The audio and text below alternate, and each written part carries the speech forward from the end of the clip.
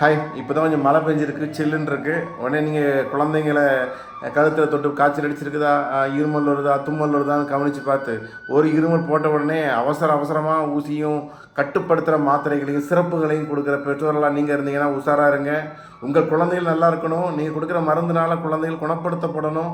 கட்டுப்படுத்துகிற மருந்துகளால் பக்க விளைவுகள் ஏற்படக்கூடாதுன்னா அருகில் இருக்கக்கூடிய ஆயுஷ் மருத்துவர் ஆலோசனையின் பேரில் எதிர்ப்பாற்றலை அதிகப்படுத்துகின்ற, சளியை வெளுத்தள்ளுகின்ற இயற்கையான ஒரு ஆரோக்கியமான பக்க விளைவுகளற்ற மருந்துகளை கொடுங்க.